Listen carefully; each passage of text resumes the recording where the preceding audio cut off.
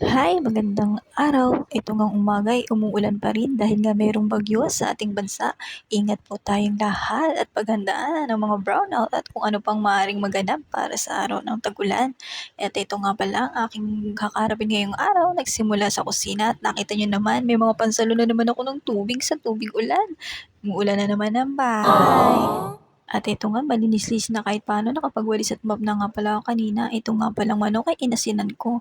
Ngayong araw nga pala ay magluluto ko ng tinola. At ito na nga ako sa ref para kunin yung mga gagamitin ko pang gulay para sa sabaw ng tinola. At maulan nga, bagay na bagay ito. Papaharami tayo ng higop at ito na nga yan, hinahanda ko na para hugasan isa-isa mga gulay na sangkap. At ito nga palang bahaw ay isasangag ko, lalagyan ko yan ng itlog. Nagawa rin nga pala ako ng sunny side up dahil iinidin ko yung natirang pansit para sa almusal at ito na nga siya nung nainit. Tara, kain tayo mga be! At dahil medyo malamig ang panahon at nag-uulan nga, nag-iingay nyo na naman ang ating kape. At ito nga't nagtimpla na ako habang piniprito ko tong maling na ilalagay kong pang ulam dito sa sinanghag. Pinan-fry ko din nga pala yung isang pirasong itlog at dinurog kasama ko to ng sinanghag at ito nga nung naluto. At napakalakas nga ng buhos ng ulan sa labas. At ayan nga, tingnan nyo naman ang mga pansalukot marami. At ito naman nga palang saba, inahinog na. Medyo hilaw pa nga ito kahapon pero ngayon ay babalatan ko na nga itong lahat. Ilalagay ko kasi sa ref para di masayang, pwedeng prituin sa umaga pang almusal. Makatapos ko nga balatan, ayan, hinilagay ko na nga ito. Iwain ko nga pala ito sa gitna, ilalagay sa container at ilalagay nga sa freezer for tomorrow para pang almusal. At napansin ko rin nga palang wala na kaming mantika at nagsali na nga ako sa lagayan. At ito nga, 1 litro yan, napuno na yung lagayan yan. Para panagisa ako, hindi na mag-isip mamaya. Buti pala na-check ko kasi nakaraan di ko na-check. Ayan, wala akong mantika. At yan, ilagay ko na sa lagayan doon sa may stove. At ito nga palang isang life hack na natutunan ko nito mga past years. Hindi ko pala na-share sa inyo.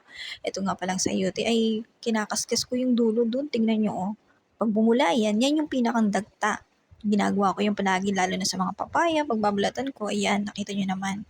Kasi yan yung malagkit na dumidikit sa kamay na parang pandikit. At huhugasan ko itong muli pagkatapos kong tanggalin yun. At napakasmooth na nga pag nabalatan mo siya. Hindi na malagkit. At ito na, handa na yung sayote at yung ating sibuyas na muna na may kasamang daon ng sili. Ang ating luya, bawang at sibuyas para sa panggisa mamaya. At pininit ko na nga yung malaking kaldero. Diyan ako magigisa. Pero pan-fry muna natin o sangkutsa itong mga karne ng manok para naman di malangsa. Ipiprito natin sa sariling mantika at pag nagmantika yan, ayan, hintay lang natin ng ilang minuto at pwede na itong igisa. Ay bubukod ko yan. Pakuloyin mo natin saglit hanggang magmantika. At habang naghihintay tayo, nagpakulo nga pala ako ng tubig na pang sabaw. At ito na, naghihintay tayo matapos maghintay. Habang naghihintay natin, ay dito, tutuloy ko muna yung mga haluin ko nga pala. Dahil clean as you go ang peg ng Inday nyo. At ito na nga, nasangkot yan na. Ginisa ko na yung mga pangunahing sangkap para maging malasa. At ito na nga ang ating manok. Sinabaw ko na rin nga pala yung kumulong tubig na pinakulo ko kanina. Titimla natin to ng paminta at isang cube. Ayan, ilagay na natin sa sabaw para lumasa itong lalo. At habang nagsasaing tayo sa rice cooker natin, ayan. Ito yung mga 15 minutes ago. Pagkatapos natin hintay yung pagkulo-kulo ng ating sangkap, ilalagay na natin itong mga sangkap tulad ng sayote. Pakuloy natin yan ng bahagya like always pag lumambot na siya. After 10 minutes siguro, pwede na natin ilagay sa huli itong ating dahon ng sibuyas at ng sili. At ready na ang ating tinola. Bagay na bagay sa maulang panahon. Ayan tayo mga be. Sabaw po kayo. Let's do this!